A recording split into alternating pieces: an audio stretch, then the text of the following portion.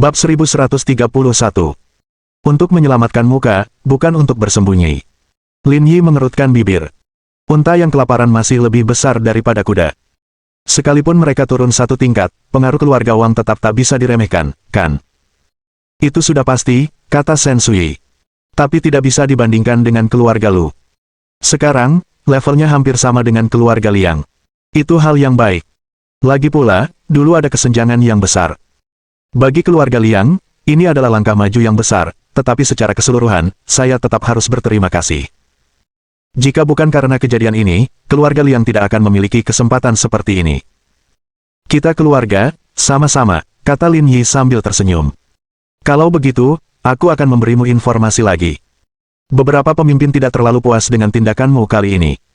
Sekarang, banyak orang sedang membahas masalah ini, tapi jangan terlalu khawatir. Kebanyakan hanya peringatan lisan, kata Shen Sui. Namun, ini juga bisa dianggap sebagai sinyal. Anda sudah ditandai sebagai pelaku monopoli. Bahkan tanpa insiden dengan keluarga Wang, para petinggi pasti sudah bertindak melawan Anda. Kalau begitu, masalah ini tidak akan mudah untuk diatasi. Fakta bahwa kelompoknya telah menjadi monopoli kini menjadi kenyataan, dan dia tidak punya pembenaran untuk itu. Ketika kamu salah, kamu harus mengakuinya, dan ketika kamu dihukum, kamu harus berdiri tegak. Kali ini, giliran Lin Yi yang dihukum. Tenang saja. Ini tidak seserius yang kau kira, kata Shen Sui lembut. Lakukan lebih banyak kebaikan dan manfaatkan kartu Yayasan Lingyun dengan baik. Jangan belajar dari para kapitalis itu. Pendekatan modal asing tidak berhasil di Tiongkok. Kartu Yayasan Lingyun. Lin Yi bergumam. Ia merasa Shen Sui sedang menunjukkan sesuatu padanya, tetapi ia belum memahaminya. Dia merasa IQ-nya telah hancur. Fokus saja pada penampilan, bukan pada substansi. Penampilan dan isi. Kedengarannya seperti dialog film, terasa sangat familiar. Yayasan Lingyun Anda pasti sudah lama berinvestasi di negara ini, kan? Tanya Shen Sui. Hampir 800 juta. Tidak banyak.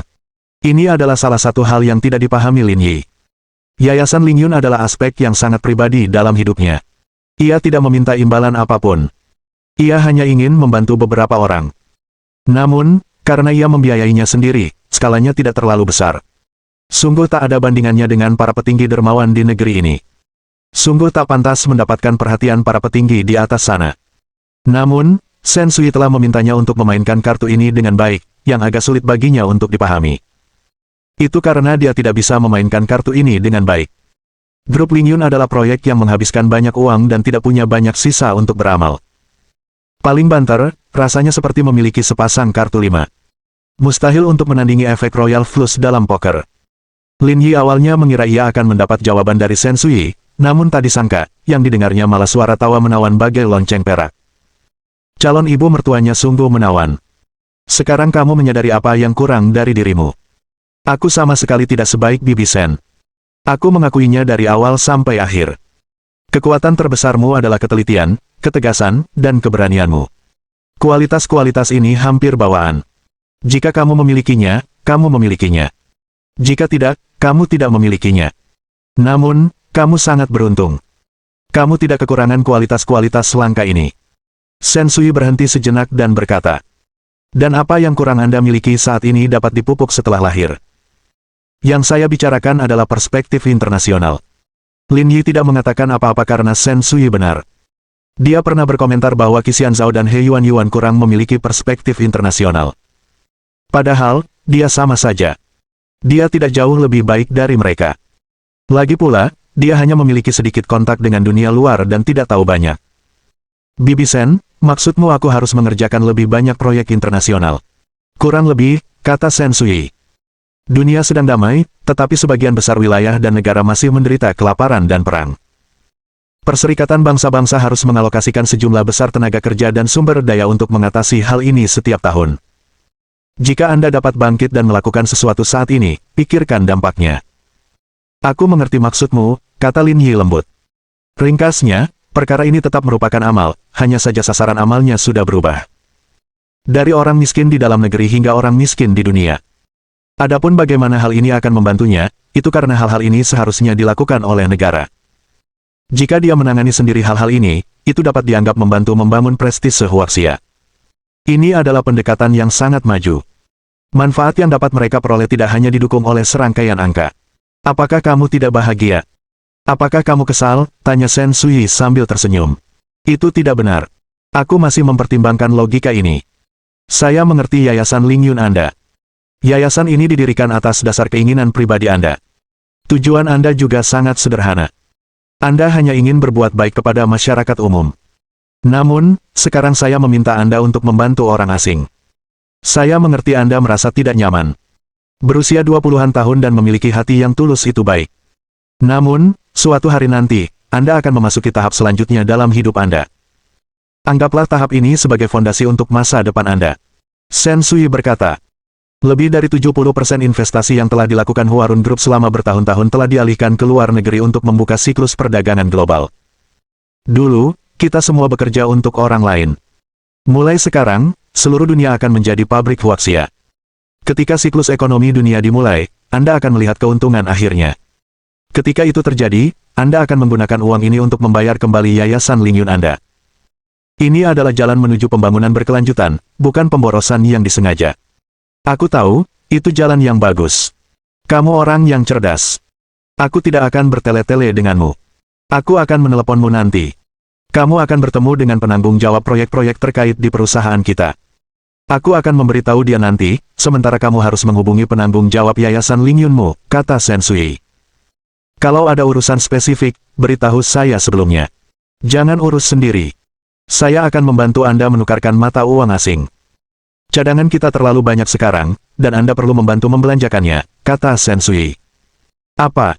Bantu belanja mata uang asing? Seru Lin Yi terkejut. Itu tidak perlu. Kalaupun saya melakukannya, saya tidak akan bisa menggunakannya banyak dibandingkan dengan cadangan devisa yang sangat besar. Ini tidak dilakukan di tingkat nasional. Ini untuk dilihat oleh para pemimpin. Sebagai contoh sederhana, Anda membelanjakan 100 juta dolar AS cadangan devisa lebih berarti daripada memberikan 10 juta dolar AS dalam bentuk tunai. Aku mengerti. Bibi Shen, kau memang yang terbaik. Semuanya pengalaman. Aku mempelajarinya dari orang lain, kata Shen Sui sambil tersenyum. Jika kau memainkan kartu Yayasan Ling Yun dengan baik, ditambah dukungan keluarga Liang, selama kau tidak mencari kematian, kau akan selamanya makmur di Huaxia. Tapi itu juga batas kemampuanmu. Perkembanganmu di masa depan akan terbatas. Bibi Shen, apa maksudmu? Aku tidak bisa berkata apa-apa lagi. Sisanya bisa kau pikirkan sendiri, kata Shen Sui sambil tersenyum. Ngomong-ngomong, tadi aku sudah menyinggung soal wawancara. Soal urusan interpersonal, aku tidak akan mengingatkanmu lagi. Kalau ada yang datang untuk mewawancaraimu dan meminta denda, tetaplah bersikap baik. Setelah masa sensitif ini berlalu, semuanya akan baik-baik saja. Difahami. Bab 1132. Semuanya tergantung pada keterampilanmu. Setelah menutup telepon Shen Sui, Lin Yi mengerutkan bibirnya.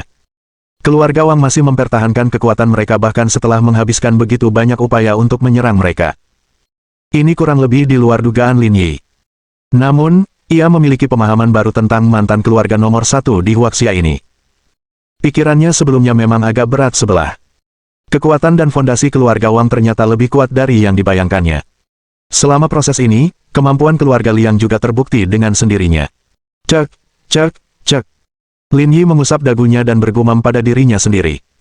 Dulu mereka bilang perairan di Yanjing itu dalam, tapi saya melihatnya sendiri hari ini. Kring kring kring. Tidak lama setelah menutup telepon Lin Yi berdering lagi. Kali ini giliran Yan Qi. Kamu lagi ngapain? Kamu sibuk? Netcloud memberitahu saya bahwa ketika seorang wanita bertanya apa yang sedang Anda lakukan, sebenarnya dia sedang memikirkan Anda. Hehehe. Yan Qi tertawa terbahak-bahak. Aku tidak keberatan jika kau menganggapnya begitu. Aku sedang menyetir ke desa kebahagiaan. Lin Yi tidak melanjutkan topik. Kita bisa bicara. Kamu kehabisan buah. Sudah terjual habis kemarin. Aku akan kembali ke desa untuk memeriksanya. Baguslah. Aku di desa kebahagiaan. Bukan masalah besar. Kita bisa bicarakan nanti saat kita bertemu. Ini siang bolong. Kamu nggak ada ide aneh-aneh, kan? Persetan denganmu. Jangan bicara omong kosong.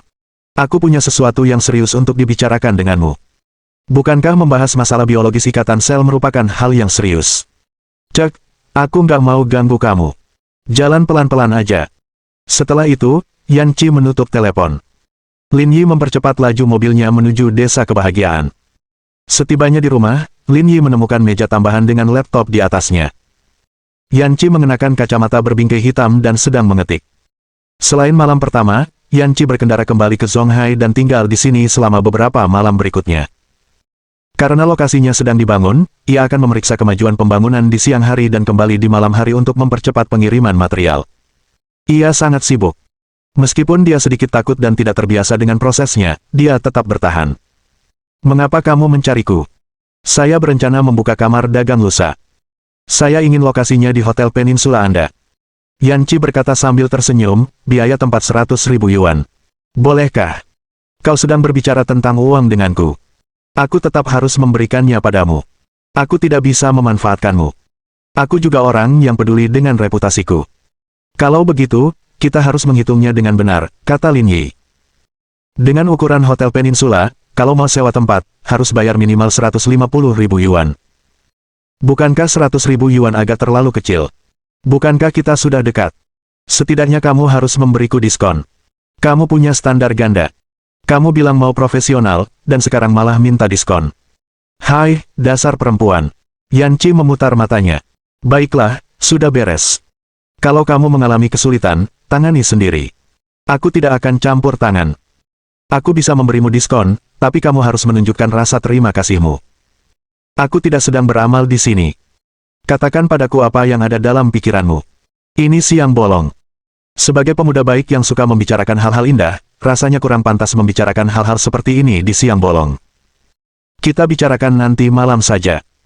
Malam ini juga bisa, tapi saya harus memberitahu Anda sesuatu. Mungkin ada kekurangan air di malam hari, yang bisa menyebabkan beberapa penundaan. Tentunya kita bisa menemukan sesuatu. Saat ini, pasokan air masih mencukupi, tetapi jika tidak dikelola dengan baik, bisa jadi akan terjadi banjir. Sialan, apa kau sedang menguji kesabaranku? Bagaimana menurutmu? Yan Qi tidak tahu mengapa dia menjadi seperti ini. Selama 30 tahun pertama, dia tidak menganggap ini sebagai kebutuhan hidup. Dia bahkan merasa bahwa dia mungkin tidak membutuhkan hal seperti itu dalam hidupnya. Namun sejak malam itu, bagi Yan Qi, semuanya bagaikan membuka kotak Pandora. Perasaan itu merasuk ke tulang-tulangnya dan tidak dapat dikendalikan. Lin Yi tidak ragu-ragu dan mengangkat Yan Qi di pinggangnya. Yan Qi meronta sejenak sebelum mengubah sikapnya. Ia melingkarkan lengannya di leher Lin Yi dan melingkarkan kakinya yang jenjang di pinggangnya. Aku cuma bercanda. Jangan main-main. Ini siang bolong. Siapa tahu kapan ada yang datang. Bagaimana aku harus bersikap kalau ada yang melihat kita? Saya khawatir kalau malam-malam tidak ada air, nasi mentahnya tidak bisa matang. Cek, kamu bukan anak 17 atau 18 tahun. Apa kamu percaya begitu saja? Yan Qi cemberut. Bukan tugasmu untuk menghentikan airnya. Aku melewatkan bagian di mana itu masalahku. Tentu saja itu masalahmu, kekuatan pasokan air bergantung pada keterampilanmu. Sialan, aku harus menghargai hidupku dan menjauhi wanita jalan sepertimu. Yan Qi turun dari tubuh Lin Yi. Kerjakan saja pekerjaanmu. Aku masih ada proposal yang harus segera kukerjakan, jadi aku tidak akan menemanimu. Dia menepuk pantat Yan Qi dan berkata, lakukan saja apa yang kau mau. Yan Qi kembali ke mejanya dan melanjutkan pekerjaannya. Lin Yi mencabut pipa air di rumah dan bersiap membersihkan kandang babi sebelum menyiram kebun sayur dan rumah kaca. Setelah menyiram tanaman, Lin Yi menyimpan semua sayuran di kebun sayur dan bersiap untuk memberikannya. Sedangkan induk babi di kandang babi, ia berencana untuk memeliharanya lebih lama lagi dan membunuhnya setelah ia menyelesaikan pekerjaannya sebagai petani. Saat Lin Yi selesai dengan semua hal ini, waktu sudah menunjukkan lewat pukul 2 siang.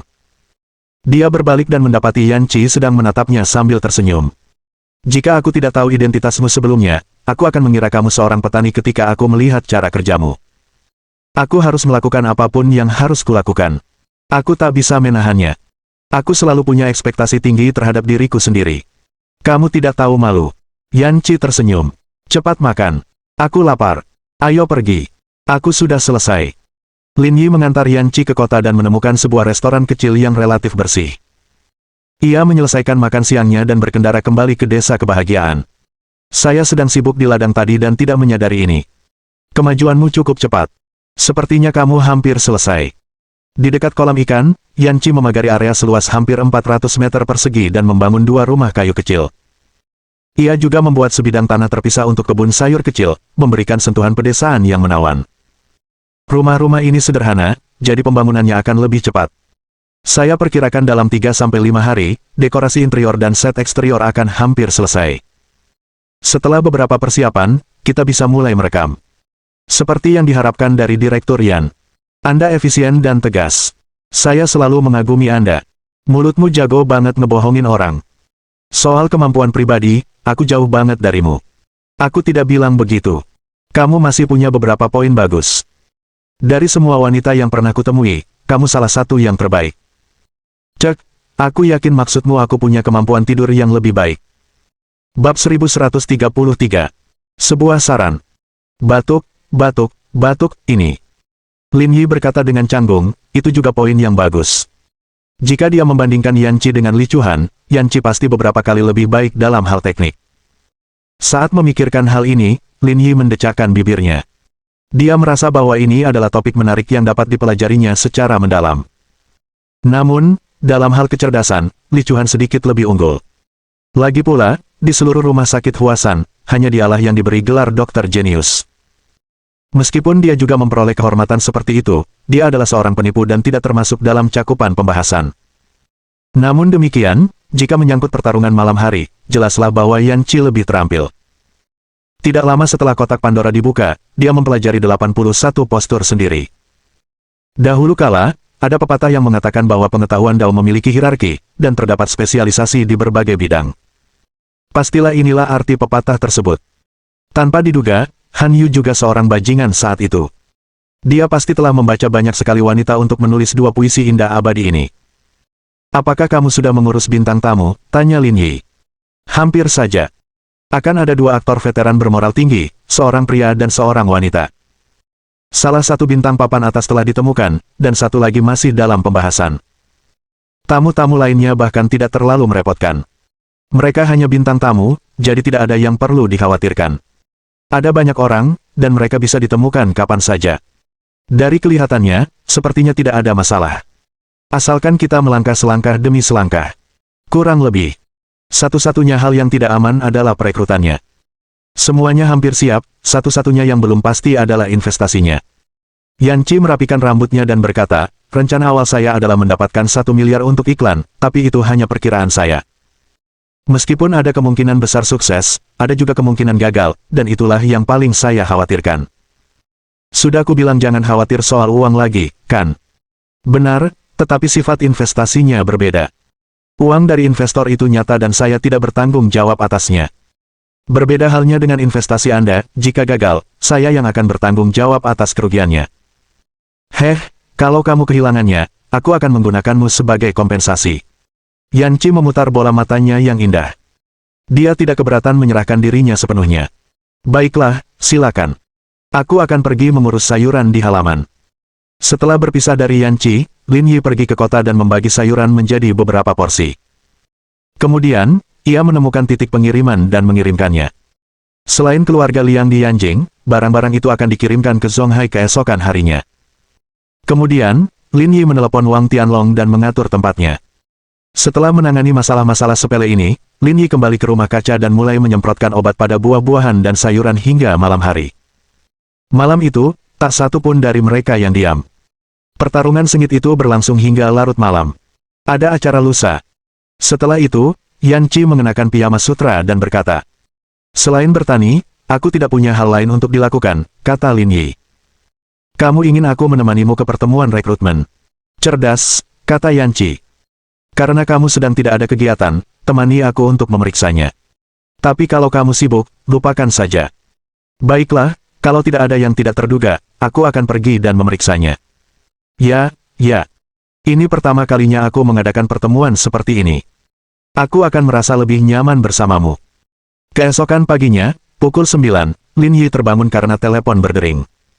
Itu adalah panggilan dari Qi Xianzhao. Hei, kata Lin Yi dengan linglung.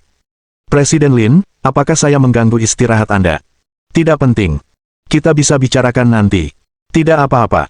Silakan saja.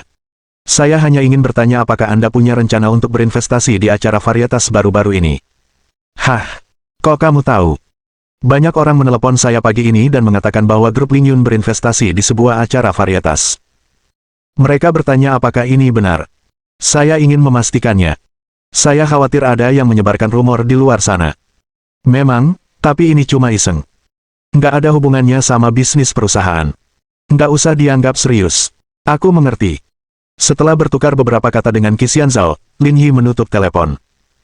Ia tidak tahu harus tertawa atau menangis. Masalah ini bahkan belum dimulai, dan orang-orang ini sudah datang mengetuk pintunya. Mereka benar-benar berpengetahuan luas. Ada apa? Ada yang tanya soal acaranya. Yan Qi berdiri dan bertanya. Lin Yi mengangguk. Mereka menelepon kantorku.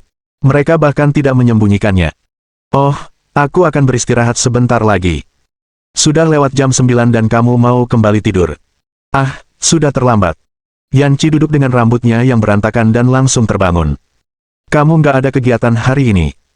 Nggak apa-apa kalau kamu tidur, kan? Besok rapat rekrutmen. Aku harus kembali ke Zonghai nanti untuk mengurusnya. Yan Qi bangun dari tempat tidur. Ini semua salahmu karena membuatku begadang. Hah? Aku melewatkan bagian di mana itu masalahku, kata Lin Yi, kau sendiri yang tidak membiarkanku berhenti, kan? Kau benar-benar munafik. Ini semua salahmu. Yan Qi tahu dia salah, jadi dia mulai bersikap tidak masuk akal. Bangun dan pakai bajumu. Kita bisa kembali ke Zonghai nanti. Kenapa terburu-buru? Biar orang-orang di bawah saja yang rekrut. Kamu nggak bisa ngerjain semuanya sendiri. Saya harus memantau situasi.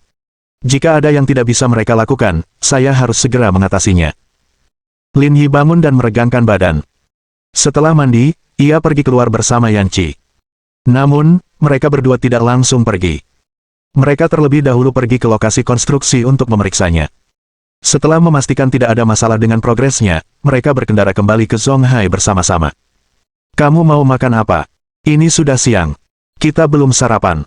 Kita bisa makan apa saja. Yan Qi melihat keluar. Sepertinya ada restoran Huaiyang di depan. Mau coba? Saya baik-baik saja dengan apapun, saya tidak pilih-pilih. Lin Yi mengendarai mobil ke pintu masuk restoran. Interior restorannya sangat elegan. Perpaduan warna kremnya membuat orang-orang merasa nyaman tak terlukiskan. Dari segi suasana, tempat ini jauh lebih baik daripada restoran lainnya. Setelah bertanya-tanya, ia menemukan bahwa restoran Huaiyang ini menerima satu penghargaan Michelin tahun lalu. Restoran ini jelas memiliki standar tertentu. Ngomong-ngomong, ada sesuatu yang ingin kutanyakan padamu, tanya Yan Qi sambil makan. Apa itu? Apakah kamu punya rencana untuk berpartisipasi dalam pertunjukan itu? Kamu mau aku jadi tamu? Cameo. Tunjukkan wajahmu atau apalah. Tentu, kalau terjadi sesuatu yang tak terduga, dan kamu butuh bantuan, aku tidak keberatan. Tapi kalau kamu memaksaku tanpa alasan yang jelas, itu tidak akan masuk akal. Mengapa? Yan Qi menghentikan apa yang sedang dilakukannya dan menatap Lin Yi dengan serius. Dia suka mendengarkan kata-kata Lin Yi. Meskipun sering mengumpat, Lin Yi memiliki banyak filosofi tentang kehidupan. Di mata kalian, aku penuh dengan kelebihan, tapi di mata orang lain, aku hanyalah orang biasa dengan penampilan yang lumayan. Aku tidak punya kelebihan apapun dibandingkan orang-orang populer itu. Penonton tidak akan peduli padaku, jadi tidak ada gunanya aku berpartisipasi, kata Lin Yi. Tapi aku punya saran, kamu mau mendengarnya. Bab 1134. Alasan sebenarnya untuk mengundurkan diri. Saran apa? Tanya Yan Qi serius. Kamu seharusnya lebih memperhatikan Zhang Hoping dan Gao Haoyu, kata Lin Yi. Keduanya jenius. Menurutku ini cukup menarik, terutama yang berjudul Zhang Hoping. Tarian Phoenix-nya langsung membuatku kehilangan akal. Haha. Saat mendengar dancing Phoenix karya Zhang Hoping, Yan Qi tidak dapat mengendalikan ekspresi wajahnya. Itu benar-benar membuka pintu ke dunia baru baginya. Saya akan mengingat saran ini. Mari kita lihat efek rekamannya dan coba beri mereka lebih banyak adegan. Lalu, kita akan menyusun adegan untuk mereka berdasarkan reaksi penonton. Awasi saja. Karena ada yang harus dilakukan nanti, mereka berdua makan dengan sangat cepat. Mereka punya urusan lain di sore hari. Ah, bukankah ini Direktur Yan? Tepat saat mereka berdua selesai makan dan hendak melunasi tagihan, mereka tiba-tiba mendengar seseorang berbicara di samping mereka. Ia mendongak dan melihat seorang perempuan muda bercelana hitam dan kemeja putih. Ia memegang tas tangan merah dari Prada. Dibandingkan dengan pakaian Yan Qi yang agak biasa, ia tampak sangat anggun. Nama wanita itu adalah Su Chang, wakil direktur stasiun TV Zonghai dan mantan kolega Yan Qi. Di sampingnya berdiri seorang pria berkacamata berusia 40-an. Ia bertubuh ramping dan mengenakan setelan jas. Ia tampak anggun. Lin Yi tidak mengatakan apa-apa dan tanpa sadar menatap Yan Qi. Lin Yi memperhatikan ekspresinya, dan Yan Qi langsung menjadi dingin. Namun, Yan Qi masih memaksakan senyum dan berdiri. Kebetulan sekali. Kamu juga makan di sini. Bukankah acara baru stasiun akan segera mulai syuting? Presiden Cheng dan saya di sini untuk makan malam dan membahas investasi. Setelah itu, Su Chang melangkah ke samping. Perkenalkan, ini Cheng Guanliang, manajer umum Yanjing Shinseng Food Company. Kita hampir selesai bicara. Mereka sponsor eksklusif untuk acara selanjutnya. Selamat. Sayang sekali. Acara barunya akan segera mulai syuting, tapi kamu sudah pergi. Kalau kita berdua bisa bekerja sama, pasti akan jadi kombinasi yang sempurna. Acara barunya pasti akan populer. Sayang sekali. Itu terutama karena situasi kita berbeda. Yan Qi menyisir rambutnya dan berkata sambil tersenyum. Saya sudah bekerja di stasiun TV Zonghai selama lebih dari 3 tahun. Tidak ada lagi tantangan bagi saya di sana, jadi saya ingin mengubah jalur karir saya. Saya tidak bisa membiarkan platform membatasi saya. Lin Yi mengerutkan bibirnya. Mereka sudah menikah. Ada makna tersembunyi dalam kata-kata Yan Qi. Ekspresi Su Chang sedikit berubah, tetapi ekspresinya tetap tenang. Saya mengerti maksud Anda. Sebelum saya datang, pendekatan Direktur Yan memang unik. Namun, terkadang, kita harus mencari tahu apakah nilai yang diberikan platform atau diri kita sendiri yang menjadi pertimbangan. Akan buruk jika kita mencampur adukan kedua hal ini. Yan Qi mengangguk sambil tersenyum. Ini memang pertanyaan yang layak kita pikirkan bersama. Aku masih ada urusan, jadi kita cukupkan sampai di sini saja untuk hari ini, kata Su Chang sambil tersenyum. Saat ini, ada beberapa produsen yang ingin bertemu saya terkait sponsorship, tapi saya benar-benar tidak punya banyak tempat tersisa untuk mereka. Jika Anda butuh sesuatu, jangan lupa beritahu saya. Saya akan merekomendasikan mereka kepada Anda. Saya sudah punya cukup sponsor. Terima kasih atas kebaikan Anda.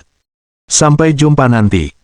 Setelah mengatakan itu, Su Chang dan Cheng Guanliang meninggalkan restoran, tetapi wajah Yan Qi menjadi semakin muram. Ada apa? Kau terlihat seperti ingin memakannya hidup-hidup, tanya Lin Yi. Jangan bahas dia. Aku nggak lihat almanak waktu pergi keluar. Ternyata aku lagi sial hari ini. Lin Yi melirik Yan Qi. Pengunduran dirimu pasti ada hubungannya dengan dia, kan? Kau bisa lihat. Aku tidak buta. Aku menyadari ada yang tidak beres saat dia muncul, kata Lin Yi. Ceritakan apa yang terjadi. Kemampuan apa yang dimiliki wanita ini hingga bisa memaksa Direktur Yan kita mengundurkan diri. Yan Qi memegang tasnya dan mengangkat kepalanya seperti angsa putih yang bangga. Dia tidak memaksaku pergi. Aku pergi sendiri. Sekalipun kamu pergi sendiri, pasti ada alasannya. Jangan asal bilang mau buka bisnis. Percuma saja merahasiakannya. Dia berasal dari Provinsi Sichuan. Berkat koneksinya, dia langsung dipindahkan ke stasiun TV Zonghai dan menjadi wakil direktur. Saya ingat wakil kepala stasiun sebelumnya bernama Wu Wensu. Orang itu didorong keluar. Berdasarkan apa yang kau katakan, koneksinya cukup kuat. Lin Yi tersenyum. Apakah karena dia telah merebut posisi yang seharusnya menjadi milikmu, lalu kamu meninggalkannya dengan marah? Itu hanya sebagian kecil alasannya, kata Claire. Apakah kamu masih ingat Man vs Wild? Aku ingat. Kudengar rating penontonnya lumayan bagus. Awalnya, ini adalah proyek uji coba stasiun televisi. Jika hasilnya bagus, akan ada acara varietas lainnya. Tentu saja, saya akan menjadi direktur eksekutif dan produser acara varietas berikutnya. Namun, setelah dia tiba, dia tidak hanya langsung menjadi kepala stasiun, tetapi juga menambahkan namanya ke program Man vs Wild. Rasanya dia hanya pantas mendapatkan setengah dari penghargaan tersebut. Tidak memberitahu kepala stasiun tentang hal ini. Masalah ini sudah diinstruksikan oleh kepala stasiun. Apa gunanya aku bicara dengannya? Saya mengerti. Karena itu, kamu mengundurkan diri dengan marah dan datang untuk membuat pertunjukan sendiri. Yan Qi mengangguk. Karena saya sudah punya ide ini sejak awal. Saya sudah lama mengajukan proposal untuk acara varietas kedua, tetapi kepala stasiun langsung menolaknya. Katanya acara varietas seperti ini tidak bagus dan penonton pasti enggan menontonnya. Ada berbagai macam alasan yang akhirnya membuat saya mengundurkan diri. Sebuah stasiun televisi benar-benar membuat banyak masalah. Sungguh menarik. Benar. Tak masalah kalau aku tak bekerja di tempat seperti ini. Bukannya aku tak bisa menemukan pekerjaan. Aku tak perlu menderita. Sutradara Yan luar biasa. Baiklah, jangan bahas ini lagi. Memikirkannya saja sudah menyebalkan. Ayo kita pergi juga. Kita masih ada kegiatan sore ini. Setelah pergi, mereka berdua berpisah. Namun, Lin Yi tidak pergi ke grup Ling Yun, melainkan pergi ke tempat Shen Tianzuo. Kamu sudah lama tidak ke sini. Shen Tianzuo tersenyum ketika melihat Lin Yi. Akhir-akhir ini aku sibuk. Aku baru saja selesai mengurusi hal-hal itu, jadi aku datang. Bagaimana, apakah semuanya sudah beres di Meiguo? Semuanya sudah beres. Kamu tidak perlu khawatir tentang itu. Hampir saja. Saya senang mendengarnya. Shen Tianzuo memberinya sebatang rokok, dan Lin Yi menerimanya dengan patuh. Di seluruh Zonghai, Lin Yi hanya pernah menerima rokok Shen Tianzuo. Sisanya ia terima tergantung suasana hatinya. Oleh karena itu, banyak petinggi di Zonghai tahu bahwa Lin Yi merokok. Namun, sangat sulit untuk membuatnya merokok. Lebih sulit lagi membuatnya berinisiatif memberimu rokok.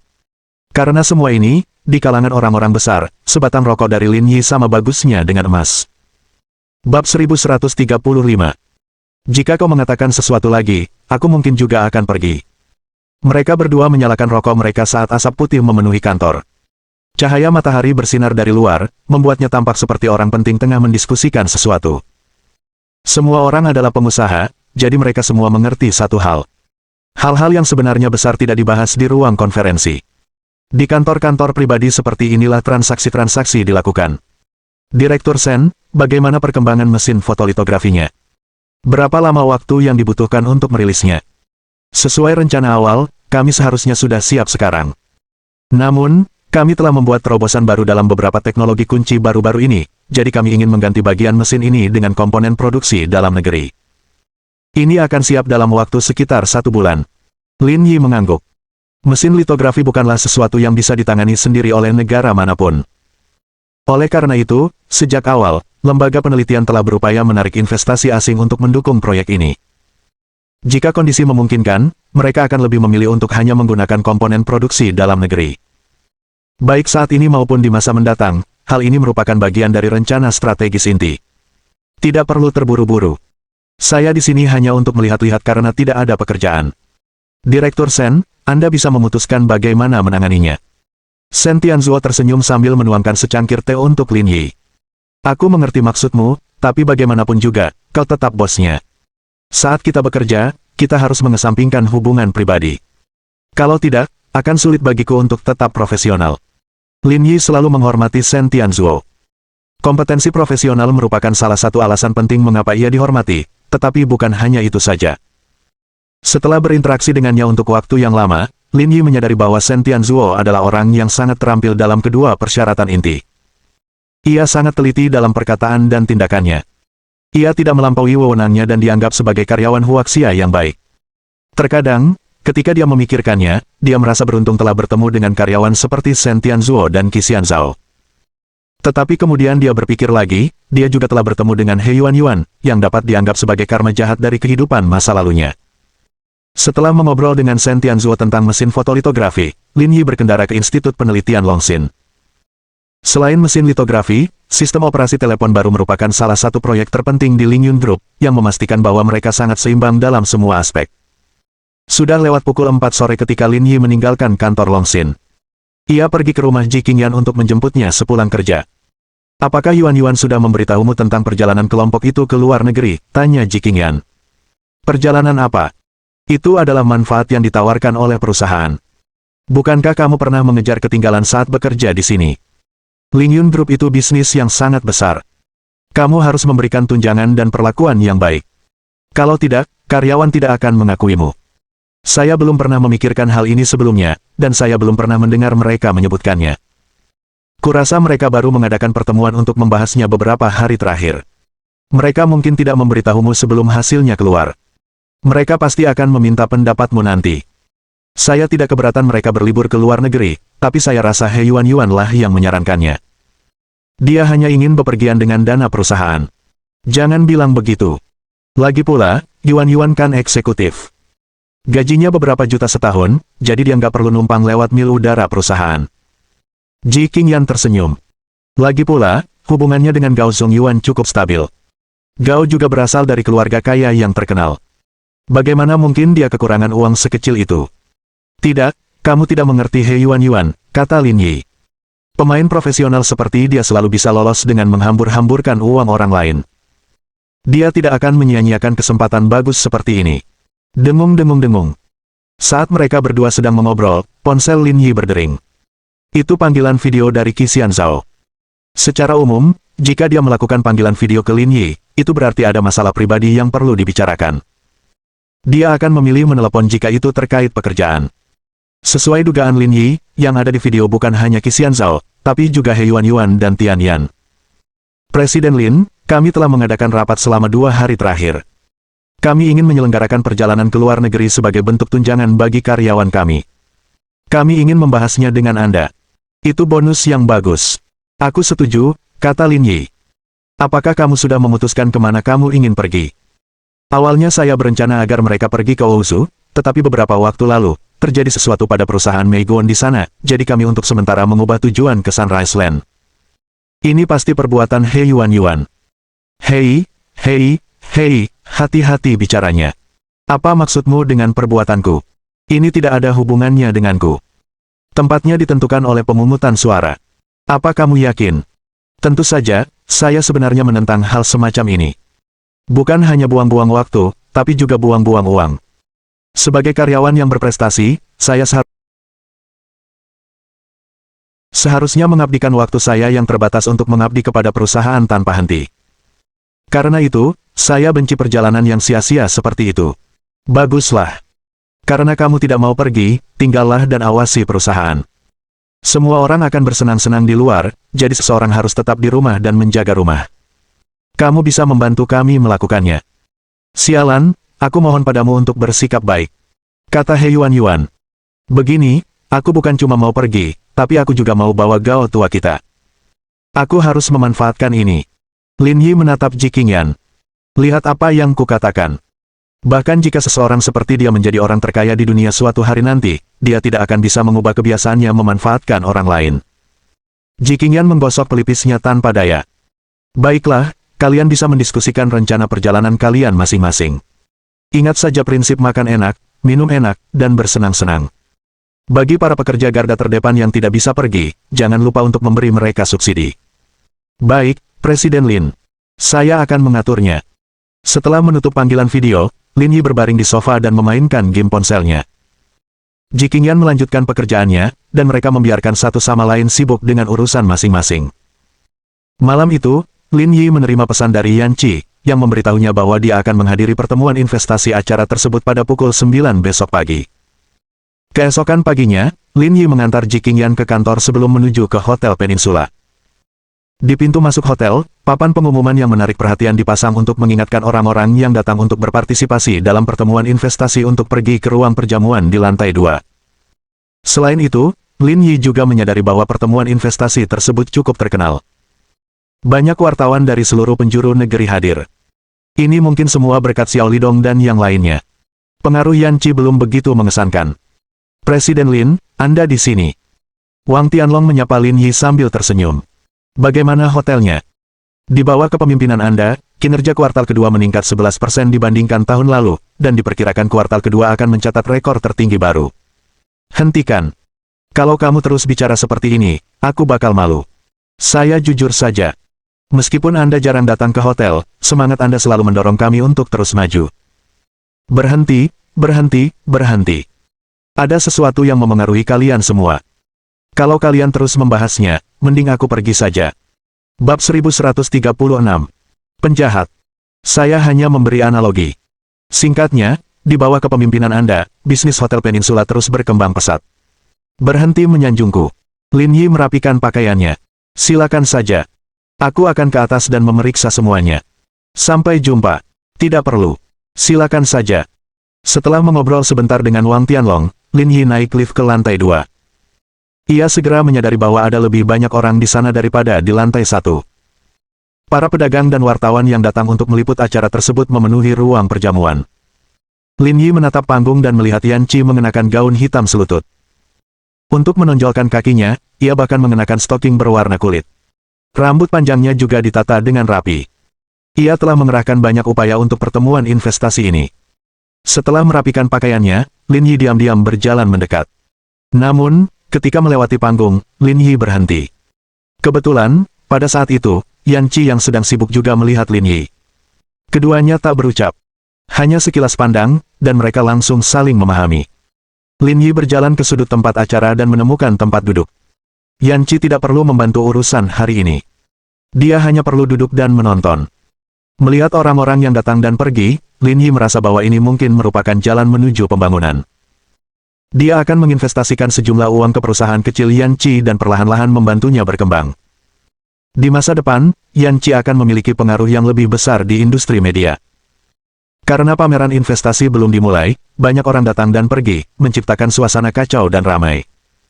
Ada dua orang yang duduk di baris kelima aula acara. Salah satunya adalah Su Chang, yang ditemui Lin Yi kemarin. Lin Yi juga mengenal yang satunya. Itu adalah Zhang Su, tuan rumah yang telah mengikuti Yan Qi dan dipukuli oleh Lin Yi. Meskipun Zhang Su bukan orang baik, dia punya pandangan yang tajam terhadap bakat. Dia akan bekerja dengan siapapun yang berbakat. Jika bukan karena insiden ini, Yan Qi akan menjadi wakil direktur. Sekarang Su Chang muncul entah dari mana, dia mengikuti Su Chang kemana-mana. Wawasan semacam ini di tempat kerja juga merupakan suatu kelebihan dalam beberapa hal. Namun, saat ini, keduanya mengenakan topeng yang menutupi sebagian besar wajah mereka. Di tempat yang ramai seperti itu, jika mereka tidak kebetulan bertemu, mereka mungkin tidak akan saling mengenali. Direktur Su, lihat situasi di TKP. Sepertinya dia menemukan banyak orang. Kemungkinan besar dia datang dengan persiapan, bisik Zhang Su. Percuma punya banyak orang. Yang penting orang-orang ini mau berinvestasi, kata Su Chang. Sama seperti Cheng Guanliang yang saya janjikan kemarin. Dia menawarkan 110 juta yuan. Itulah yang disebut orang kaya sejati. Zhang Su melihat sekeliling. Tapi ada cukup banyak orang di sini. Mari kita lihat berapa banyak yang bisa mereka kumpulkan. Kurasa jumlahnya hanya puluhan juta, kata Su Chang. Juli dan Agustus adalah waktu puncak untuk acara varietas, dengan lebih dari 20 program menunggu persetujuan sponsor. Mereka semua bersaing untuk mendapatkan sponsor utama yang besar, dan hanya perusahaan-perusahaan kecil yang tersisa untuk mereka, yang tidak dapat menawarkan banyak uang. Sutradara Su ada benarnya. Setelah bekerja di stasiun televisi selama bertahun-tahun, Zhang Su mengetahui betul tipu muslihat orang dalam. Biasanya, sponsor acara varietas hampir semuanya adalah produk konsumen. Makanan dan kosmetik merupakan sponsor utama. Namun, di Huaxia, banyak perusahaan makanan dan kosmetik terkenal telah mensponsori acara lainnya. Oleh karena itu, tidak banyak sponsor yang bersedia, dan mustahil bagi mereka untuk menemukan sponsor besar yang dapat mendukung mereka. Ingat ini saat penawaran dimulai nanti. Aku ingin tahu berapa banyak yang bisa dia dapatkan. Saya pikir 50 juta adalah batas atasnya, kata Zhang Su. Di sisi lain, pertunjukannya ini membutuhkan setidaknya 100 hingga 150 juta yuan untuk diselesaikan. Jadi, apakah dia bisa mengumpulkan dana yang cukup akan sangat bergantung pada keberuntungannya. Menghadapi Yan Qi lagi, Zhang Su merasa seolah-olah sedang menatap orang asing. Seolah-olah mereka tidak saling mengenal sama sekali. Acaranya yang buruk itu hanya menggambarkan kehidupan yang lambat di pedesaan. Dia benar-benar tidak mengerti pasar, kata Su Chang. Anak muda zaman sekarang mana yang suka hal seperti ini? Jangan bilang mereka mau lihat kamu beternak babi dan sayur. Dia selalu menjadi orang yang idealis, itulah sebabnya kepala stasiun menolak lamarannya saat itu. Karena dia terlalu memikirkan dirinya sendiri, kata Su Chang. Dia pikir dia bisa populer hanya karena punya koneksi dan kemampuan. Padahal, dia tidak tahu apa-apa tentang pasar dan menganggap semuanya biasa saja. Satu-satunya karyanya yang menonjol adalah kolaborasi dengan beberapa negara lain. Dia kurang percaya diri. Nona Su benar. Zhang Su tersenyum dan setuju. Sebenarnya, dia baik-baik saja dulu, tapi sejak selesai syuting Man vs Wild, dia jadi agak menyebalkan.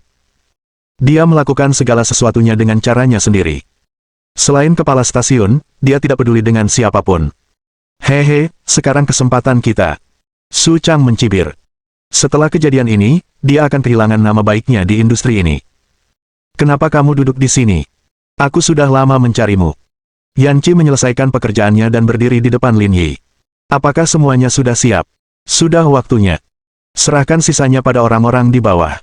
Yan Qi menyisir rambutnya dan melihat ke barisan depan. Jangan duduk di sini. Aku akan menyiapkan tempat untukmu di depan.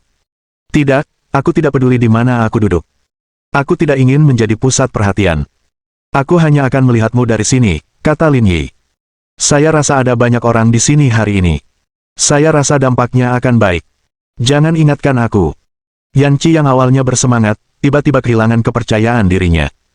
Meskipun banyak orang, kualitas tamunya tidak bagus, saya rasa mereka tidak akan berinvestasi banyak. Saya tidak setuju. Musim panas adalah waktu terbaik untuk semua acara varietas, dan semua acara serta sumber daya terbaik dari berbagai saluran akan bersaing untuk mendapatkan perhatian. Kuenya hanya sebesar itu, dan tidak akan cukup untuk semua orang, jelas Yan Qi. Lagi pula, acara-acara lain sudah pernah sukses sebelumnya, sementara program produksi sendiri saya yang baru ini belum memiliki rekam jejak, jadi semuanya harus dimulai dari awal. Tentu saja ini sedikit lebih menantang. Jangan terlalu pesimis. Pertempurannya bahkan belum dimulai. Kenapa kamu mengaku kalah? Tentu saja tidak. Dengan dukunganmu, apa yang perlu ditakutkan, kata Yan Qi. Meski tanpa sponsor, aku tak takut. Kemampuan yang sesungguhnya akan tercermin dari rating penonton. Kita lihat saja nanti. Benar. Jangan terlalu banyak berpikir. Lakukan saja. Apa yang kamu lakukan di sini? Saat keduanya tengah berbincang, sebuah suara tajam terdengar dari belakang Yan Qi. Keduanya tanpa sadar menoleh dan menyadari bahwa orang yang berbicara adalah seorang wanita parubaya. Dia mengenakan gaun merah dan menenteng tas Hermes. Penampilannya cukup mewah. Meski begitu, ekspresi Lin Yi menunjukkan keterkejutan. Bukankah ini wanita tua yang ingin menafkahinya hari itu? Bab 1137. Pertemuan investasi yang paling canggung. Yan Qi sedikit terkejut melihat wanita parubaya itu menatap Lin Yi dengan arogan. Dengan usia, bentuk tubuh, dan penampilannya, Lin Yi seharusnya tidak punya sejarah dengannya, bukan? Ada apa? Kalian saling kenal, tanya Yan Qi spontan. Waktu aku jualan buah dulu, aku ketemu dia dan bilang mau jagain aku. Akhirnya aku tegur dia. Apa kamu nggak tertarik, jagain kamu? Mendengar ini, Yan Qi hampir tertawa terbahak-bahak. Hal ini memang agak lucu. Kalau tidak, untuk apa aku berhubungan dengan orang seperti dia? Perdebatan di barisan belakang menarik perhatian orang-orang di depan. Su Chang dan Zhang Su juga berbalik, ingin tahu apa yang sedang terjadi. Kenapa anak itu ada di sini? Tubuh Zhang Su bergetar hebat saat melihat Lin Yi. Ia pernah menderita di tangannya sebelumnya, dan trauma psikologisnya belum hilang. Kamu kenal orang itu? Aku lihat mereka berdua makan bersama kemarin, tapi aku merasa dia tampak familiar. Kayaknya aku pernah lihat dia di suatu tempat. Namanya Lin Yi. Dia yang ikut lomba Men vs Wild dan menang juara pertama. Jadi itu dia, Su Chang tiba-tiba tersadar. Aku penasaran kenapa dia terlihat familiar. Orang ini luar biasa sekali. Dia tampaknya sangat kaya dan terampil. Kalau tidak, dia tidak akan mendapat juara pertama. Kaya? Kurasa tidak, kata Su Chang. Dia cuma bilang dia penjual buah. Kok bisa kaya? Dia mungkin kehilangan semua uangnya. Zhang Su tidak terlalu memikirkan identitas Lin Yi. Lagi pula, dia sudah bilang kalau dia penjual buah. Dia pasti sudah kehilangan semua uangnya dan sekarang dalam kesulitan besar. Tepat saat mereka berdua tengah berbincang, pertengkaran di barisan belakang menjadi semakin intens. Sudah kubilang, jangan bicara omong kosong, atau aku akan menuntutmu atas pencemaran nama baik. Wang Fang menunjuk Lin Yi. Lin Yi mencibir, sebaiknya kau jangan menunjukku.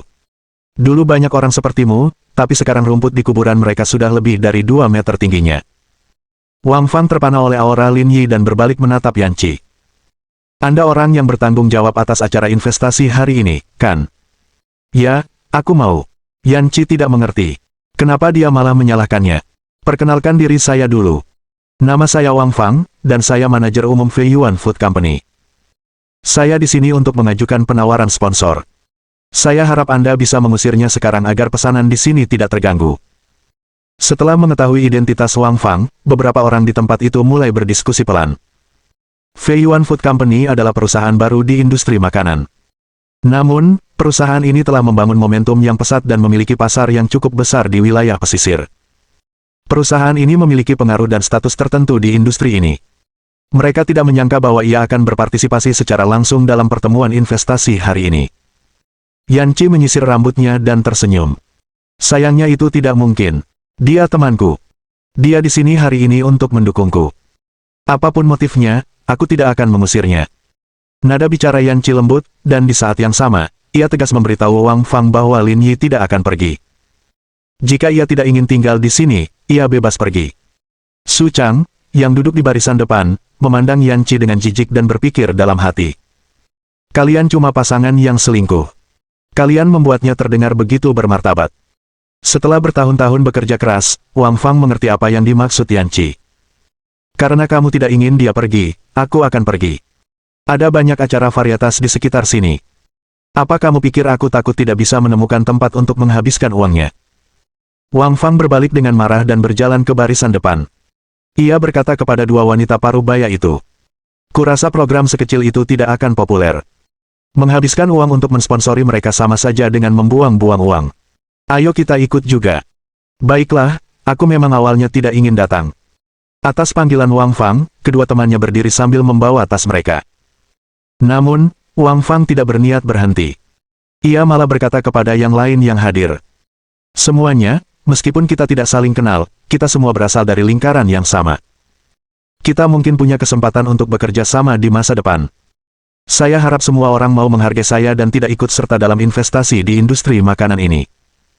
Setelah Wang Fang selesai berbicara, banyak orang yang hadir saling berbisik dan berdiskusi dengan lembut. Meskipun perusahaan makanan Fei Yuan miliknya belum menjadi perusahaan besar dalam industri tersebut, perusahaan itu memiliki pengaruh dan status tertentu. Sebagai perbandingan, acara varietas tidak sepenting itu. Lagi pula, masih banyak acara varietas lain yang bisa diinvestasikan. Tidak perlu memprovokasi teman-teman mereka di industri hanya karena masalah kecil seperti itu.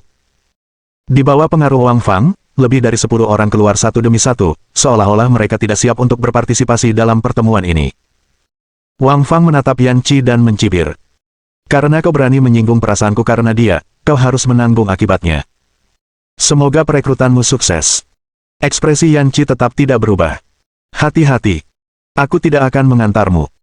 Awalnya, Wang Fang ingin menggunakan masalah ini untuk mengancam Yan Qi, tetapi ia tidak menyangka Yan Qi tidak merasakan apa-apa. Hal ini membuatnya semakin marah, lalu ia berbalik dan pergi. Terlebih lagi, dia telah memasukkan Yan Qi ke dalam daftar hitam dan bahkan berencana mengumpulkan para pelaku industri untuk memboikot acara ini. Itu sungguh sial, kata Lin Yi. Aku di sini cuma mau dukung teman. Nggak ngangka bakal ketemu hal menyebalkan kayak gini. Baiklah, tenanglah. Siapa yang memintamu begitu tampan? Yan Qi menepuk bahu Lin Yi dan tersenyum. Acara investasi akan segera dimulai. Aku akan pergi dulu dan mengurus urusanku. Aku tidak akan mengkhawatirkanmu. Oke, silahkan. Meskipun lebih dari 10 orang telah pergi, Lin Yi tidak terlalu mempermasalahkannya. Biaya sponsor utama yang bisa mereka berikan mungkin tidak cukup untuk membelikannya mobil. Setelah badai berakhir, acara investasi memasuki hitungan mundur. Su Chang tersenyum dan berkata, Yan Qi benar-benar loyal. Dia bahkan menyinggung banyak investor demi mantan kekasihnya. Dia bisa melupakan rencananya untuk mendapatkan investasi hari ini. Dia mungkin berpikir bahwa dengan begitu banyak orang di tempat kejadian, tidak masalah bahkan jika belasan orang pergi. Itulah sebabnya saya selalu merasa dia tidak cerdas sama sekali dan tidak memahami pasar, kata Su Chang.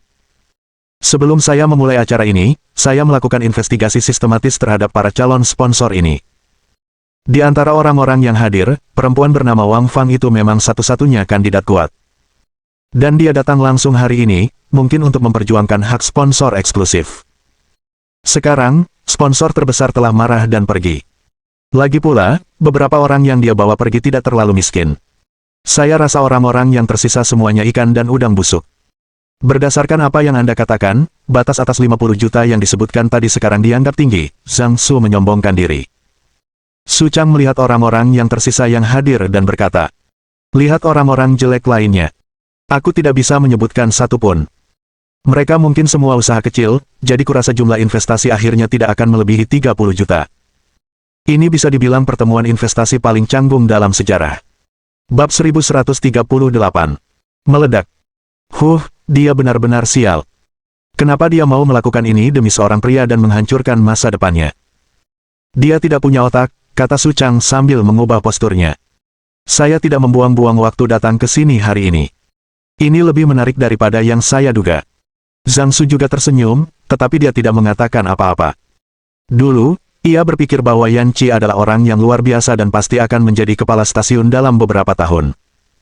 Jika ia mengikutinya, masa depannya pasti akan cerah. Sekarang setelah dipikir-pikir lagi, cakrawalanya saat itu terlalu sempit. Bagaimanapun dia melihatnya, Direktur Su lebih baik darinya. Dulu, dia memang agak picik. Tepat saat mereka berdua berbicara, suara Yan Qi terdengar di panggung. Selamat datang di acara varietas, Slow Life. Saya produser dan direktur eksekutif acara ini, Yan Chi. Terima kasih sudah datang. 1. Setelah perkenalan diri yang sederhana, penonton bertepuk tangan. Acara kami berfokus pada gaya hidup urban yang santai. Di tengah kehidupan kota-kota besar yang serba cepat saat ini, acara ini akan menjadi yang paling autentik dan belum pernah ada sebelumnya yang mencerminkan suasana pedesaan. Dengan gaya hidup santai yang hangat dan menyenangkan, kami bertujuan untuk membantu hati setiap orang menemukan tempat untuk beristirahat dan membangkitkan keindahan tersembunyi di dalam diri mereka. Biasanya, Lin Yi tidak akan peduli mendengarkan omong kosong seperti itu, tetapi kemampuan berbicara Yan Chi sungguh luar biasa. Kali berikutnya mereka bertepuk tangan tanda cinta, dia akan memintanya untuk menggunakan suara bergaya siaran ini. Aku anak yang cerdas, beraninya memikirkan hal itu. Petik 1. Kemudian, Yan Chi memperkenalkan fitur khusus pertunjukan tersebut. Seperti kata pepatah, perbedaan profesi bagaikan mendaki gunung. Jika ia tidak datang menghadiri pertemuan ini, Lin Yi mungkin tidak akan tahu bahwa ada begitu banyak trik di industri ini. Semua detail ini penting bagi kesuksesan sebuah acara. Namun, tidak ada yang perlu diperhatikan selama segmen ini. Lagi pula, itu adalah program baru dan tidak ada data masa lalu yang dapat dijadikan acuan. Satu-satunya hal yang dapat dia tunjukkan adalah kemitraannya dengan Century Media. Kami memiliki total 7 proyek sponsor yang tersedia. Proyek-proyek tersebut adalah sebagai berikut: 1 sponsor utama eksklusif, 1 sponsor mitra utama, 2 sponsor mitra resmi, 1 sponsor kursi resmi yang ditunjuk, 3 sponsor produk yang ditunjuk, 1 sponsor aplikasi yang direkomendasikan, dan 6 sponsor iklan natif. Hebe, Su Chang tertawa meremehkan. Dia benar-benar berani meminta itu. Bahkan programku yang berperingkat S pun tidak berani meminta sponsor seperti itu. Dari mana program barunya mendapatkan kepercayaan diri seperti itu? Untuk membantu peserta memperoleh pemahaman yang lebih jelas tentang isi pertemuan bisnis ini, Yan Chi telah menyusun semua proyek sponsor ke dalam presentasi PowerPoint. Acara varietas kami memiliki 4 anggota tamu tetap, dan kami akan memiliki 2 hingga 4 anggota tamu yang sesekali muncul. Yan Chi menyesuaikan PowerPoint di layar lain dan berkata, mereka adalah individu-individu terhormat, termasuk aktor ternama nasional, Guru Liu Li, pemain buzeng kelas Wahid, Guru Zhang Minzhang, bintang-bintang populer Lu Yuanze dan Zhao Xiki. Mengenai anggota tamu lainnya yang akan tampil sebagai bintang tamu, mereka masih dalam pertimbangan, tetapi yakinlah bahwa mereka juga akan memiliki standar yang tinggi, meskipun mungkin tidak terlalu terkenal. Jangan khawatir tentang hal ini. Mendesis. Setelah mengetahui susunan tamu acara, semua yang hadir mulai berdiskusi. Terutama Su Chang dan Zhang Su, yang sempat tertegun sejenak. Susunan pemain ini terlalu konyol. Yang lainnya dapat diterima, tetapi Lu Yuanze dan Zhao Xiki keduanya merupakan bintang papan atas di industri hiburan. Acara ini memiliki 12 episode. Dengan reputasi mereka, bayaran mereka mencapai lebih dari 100 juta yuan. Dari mana dia mendapatkan uang sebanyak itu? Apakah mereka benar-benar berpikir bahwa ini adalah program kartu truf dan bahwa sponsor di depan mereka adalah orang bodoh? Sekitar semenit kemudian, diskusi berangsur-angsur mereda.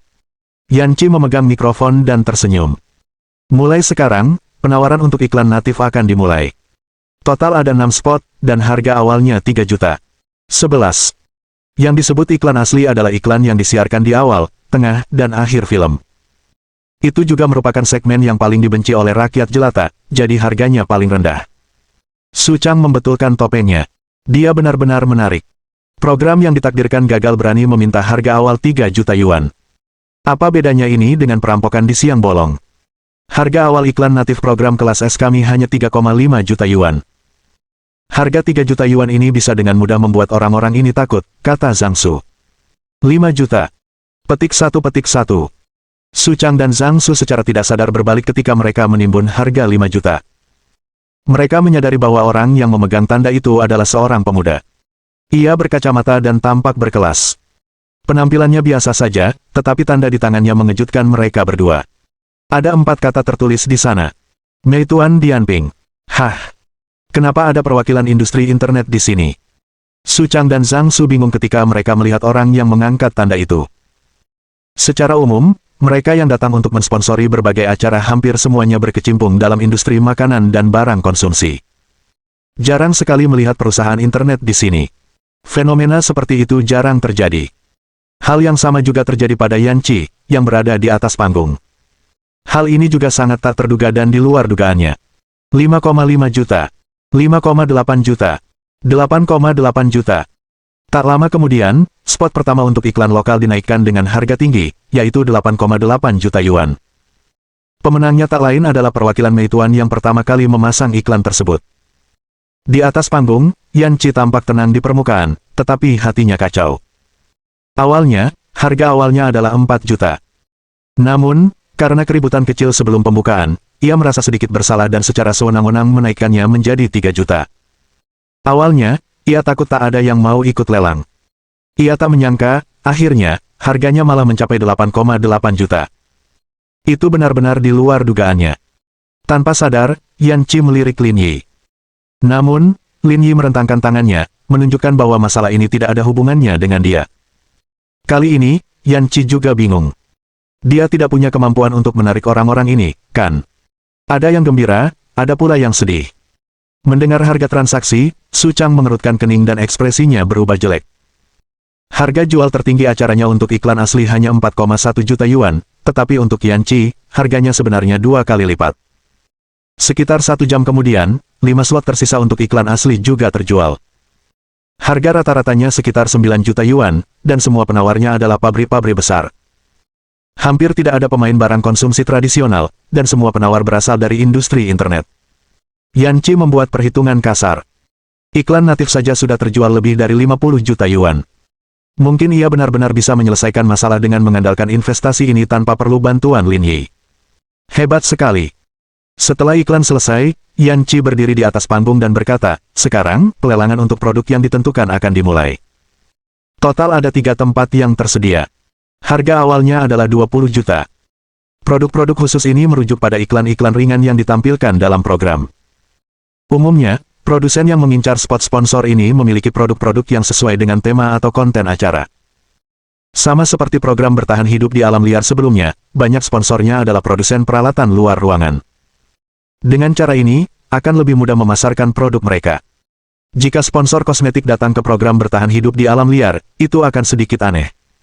21 juta, 21,5 juta, 22 juta.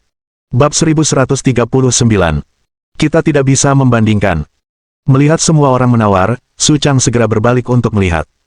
Dia tiba-tiba menyadari bahwa orang-orang yang menawar semuanya mewakili merek makanan asing. Salah satu di antara mereka adalah pembangkit tenaga listrik. Kenapa merek-merek asing ini ikut bersenang-senang? Mustahil. Dia tidak sehebat itu. Ini adalah sesuatu yang tidak dapat dipahami oleh Su Chang dan Zhang Su. Sekalipun raksasa-raksasa di industri makanan internasional ini ingin memasuki pasar domestik, mereka harus mencari program-program yang matang untuk berinvestasi. Tidak perlu mengambil risiko berinvestasi dalam program yang belum dikenal ini. Setengah jam kemudian, 3 tempat untuk produk yang ditunjuk diperoleh oleh 2 perusahaan makanan asing dan 1 perusahaan makanan dan minyak dalam negeri dengan harga rata-rata 46 juta yuan. Yan Chi menghitung kasarnya.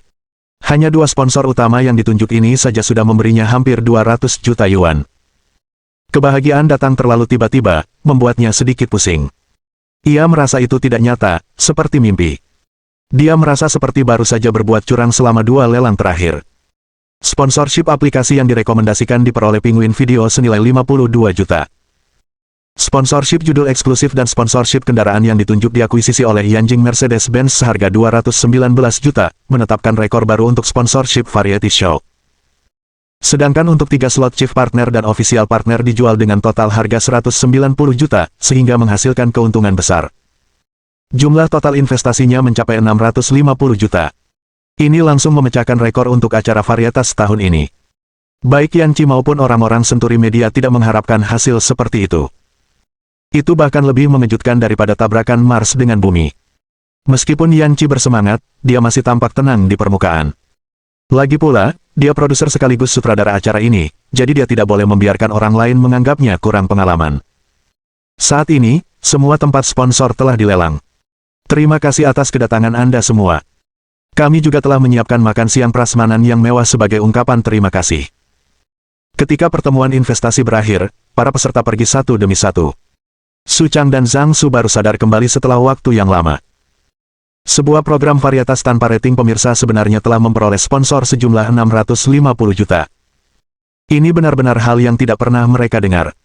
Direktur Su, ayo kita pergi dulu. Kalau Yan Chi mengenali kita, nanti gawat, bisik Zhang Su. Lihat betapa sombongnya dia, kata Su Chang dengan wajah dingin. Ayo pergi. Pada saat yang sama, Yan Qi berjalan mendekati Lin Yi. Kau benar. Itu benar-benar efektif. Yan Qi menarik kegirangan. Jauh lebih baik dari yang kukira. Mungkin karena Anda sudah mempersiapkan diri dengan baik, ditambah dengan gaya pertunjukan yang baru, para sponsor menyadari nilai tersembunyi di dalamnya. Kenyataannya, hasil tersebut jauh melampaui ekspektasi Lin Yi. Dalam kesannya, bisa mengumpulkan 200 juta yuan saja sudah merupakan berkah. Sekarang, mereka telah memperoleh lebih dari 600 juta yuan sejak awal. Kurasa itu tidak mungkin.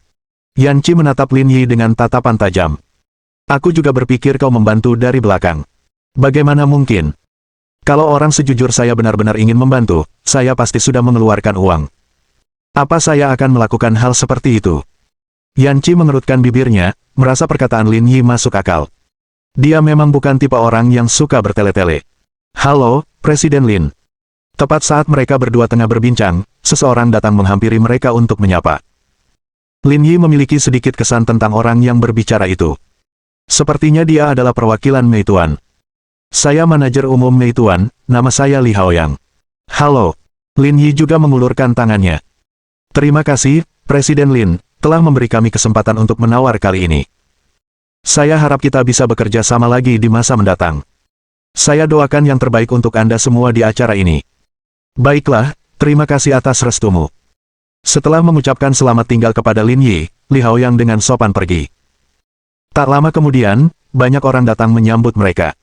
Hampir semuanya adalah produsen yang baru saja memenangkan tender. Terlebih lagi, mereka semua berasal dari pabrik-pabrik besar, seperti Penguin, Ali, ByteDance, Yanjing Mercedes-Benz, dan sebagainya. Mereka semua datang untuk menyambut Lin Yi. Kata-kata mereka mirip dengan kata-kata Li Haoyang, berterima kasih kepada Lin Yi karena memberi mereka kesempatan untuk mendapatkan slot sponsor.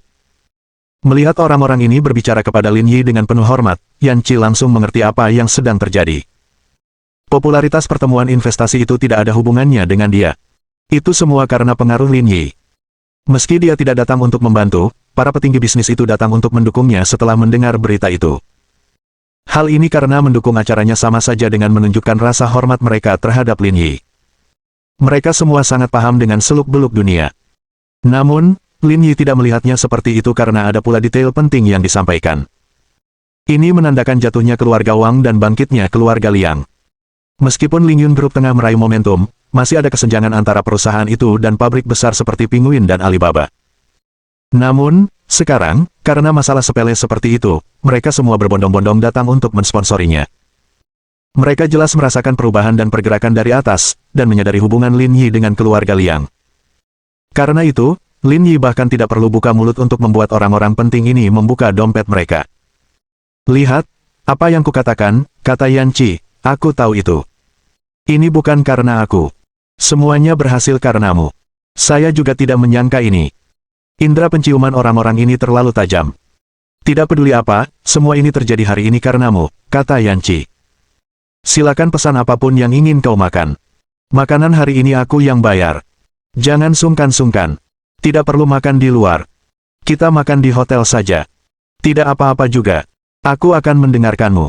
Tapi suasana hotelnya terlalu berisik. Suasananya sama sekali tidak nyaman. Yan Qi berkedip dan mengamati Lin Yi. Mengapa kamu tidak memesan kamar suite presidensial dan makan sesuatu? Ide bagus. Nggak cuma privat, tapi juga bisa menyelesaikan masalah makan malam. Wah, sepertinya kamu tulus sekali. Lumayan, lumayan juga. Petik 2. Cek, moralitas. Kata Yan Qi dengan wajah cantik. Tunggu sebentar. Pertemuan investasi baru saja selesai. Aku masih ada beberapa pekerjaan yang harus diselesaikan, jadi aku akan mencarimu setelah selesai. Baiklah, lakukan saja apa yang kau mau. Setelah menyelesaikan urusan mereka, keduanya berpisah. Lin Yi pergi ke kamar presidensial yang telah dipesannya sendiri sepanjang tahun, sementara Yan Qi pergi melakukan hal lain. Xiao Lidong dan Yu Feng, yang berdiri di depan panggung, juga menyadari apa yang sedang terjadi saat ini. Mereka mendesah tanpa henti dalam hati. Kau lihat itu. Inilah kekuatan kapital. Dia bahkan tidak perlu melakukan apapun. Begitu ada gerakan sekecil apapun, mereka semua langsung menyerbu ke sini. Ini benar-benar hebat. Dia berdiri di puncak piramida. Lagi pula, dia masih sangat muda. Dia pasti akan lebih berkembang di masa depan. Aku tidak bisa iri. Seperti kata pepatah, ketika orang miskin membuat masalah, tak seorang pun bertanya, tetapi ketika orang kaya hidup menyendiri, mereka punya kerabat jauh yang datang. Ini semua tentang kekuatan. Kita tak bisa dibandingkan dengan mereka. Bab 1140.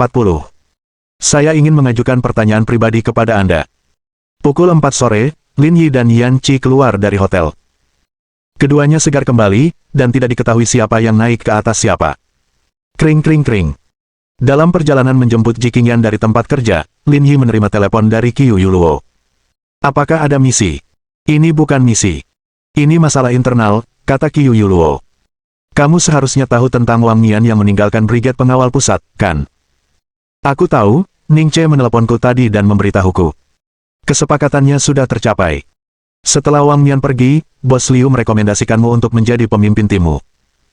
Para pemimpin lainnya juga sudah menyetujuinya, jadi kami ingin kau datang ke Yanjing untuk serah terima. Kapan kau ada waktu luang? Kita bisa menangani masalah ini dengan santai. Apa perlu aku datang langsung? Lagi pula, ini kan tugas militer. Sesuai aturan, kamu harus hadir. Lagi pula, Bos Liu sepertinya punya hal lain untuk disampaikan kepadamu, jadi kamu harus datang. Baiklah kalau begitu. Aku tidak sesibuk itu. Aku punya banyak waktu luang. Bisakah kita melakukannya lusa? Bisakah kamu bergegas ke sini besok? Baiklah, aku akan meneleponmu setelah aku naik pesawat besok pagi. Oke. Malam harinya, Lin Yi menjemput Ji Qingyan. Mereka berdua pergi ke supermarket untuk membeli kebutuhan sehari-hari, lalu pulang untuk memasak bersama. Kehidupan mereka bersama setenang kolam air. Keesokan paginya, Lin Yi pergi ke Lingyun Group dan menanyakan perkembangan terkini perusahaan. Pada saat yang sama, ia menyelesaikan perjalanan tunjangan. Tujuannya adalah Sunrise Land, dan perjalanan akan berlangsung selama 5 hari. Mengenai rincian lainnya, Lin Yi tidak memperhatikannya. Karena dia sudah memberitahu Ji Qingyan kemarin bahwa dia akan pergi ke Yanjing untuk perjalanan bisnis, Lin Yi hanya mengiriminya pesan WeChat sebelum dia pergi, memberitahu bahwa dia sekarang akan pergi. Pukul 6 sore, pesawat mendarat di Bandara Yanjing. Lin Yi sudah dipandang baik saat itu, jadi Qiu Yuluo dan Ning Che datang menyambutnya. Qiu Yuluo mengenakan gaun panjang dan sandal.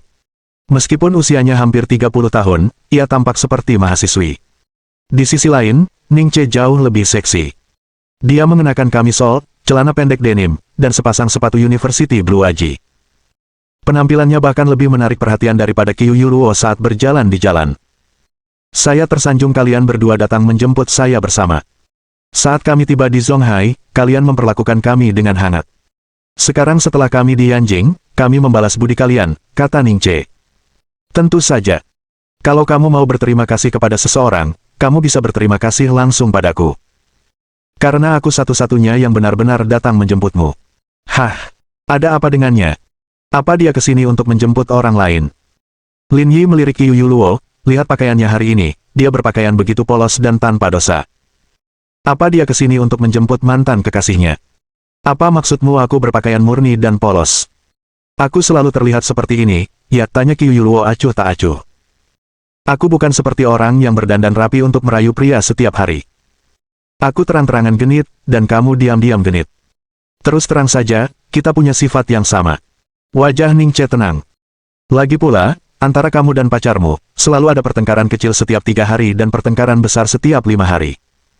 Bahkan aku bisa tahu dengan mata tertutup bahwa kalian berdua tidak akan bertahan lama. Apa gunanya berlarut-larut? Lebih baik santai saja seperti kakakmu. Baiklah, berhenti berdebat, kata Lin Yi.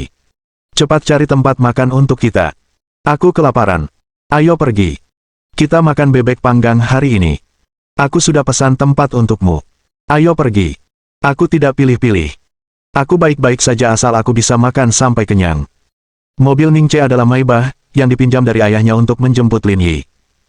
Dalam perjalanan ke sana, Lin Yi juga mengetahui mengapa Qiu Yuluo datang menjemputnya. Dia bertengkar dengan pacarnya, jadi dia memutuskan untuk mengikuti Ning Che untuk menjemput Lin Yi. Ning Che mengantar mereka bertiga ke Kuanjude.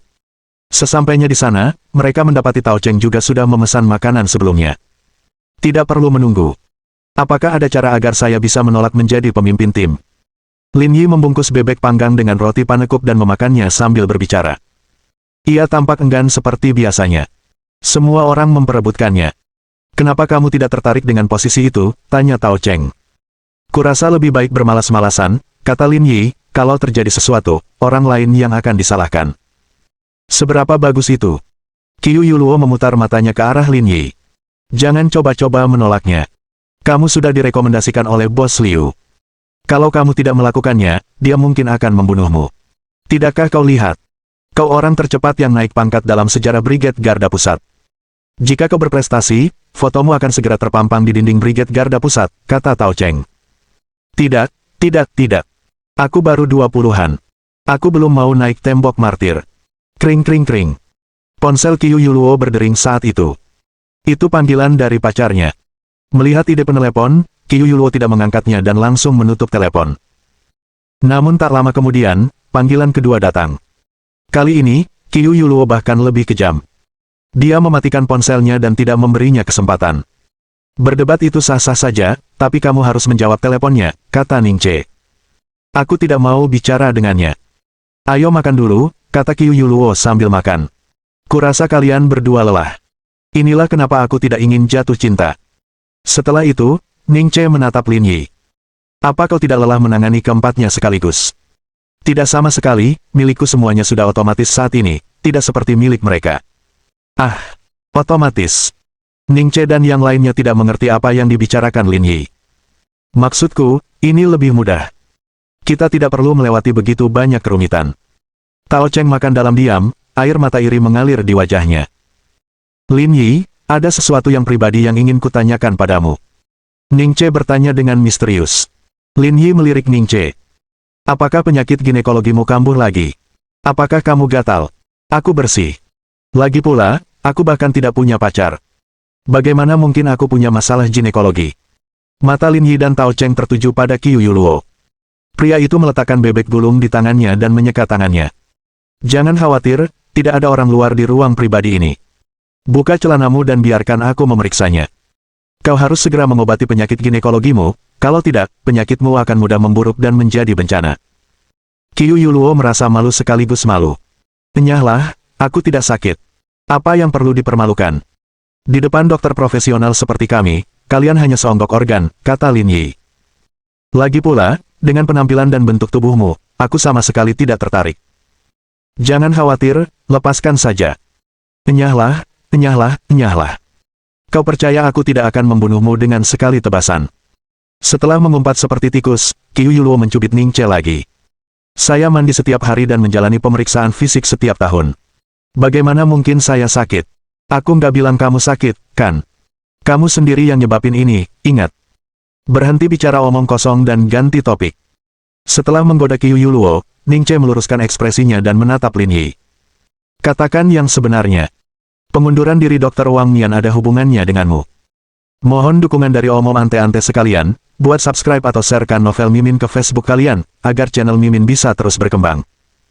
Dengan begitu, Mimin bisa lebih semangat untuk up novel seru lain ke depannya. Buat teman-teman yang sudah subscribe dan sharekan novel Mimin, Mimin ucapkan terima kasih sebanyak-banyaknya.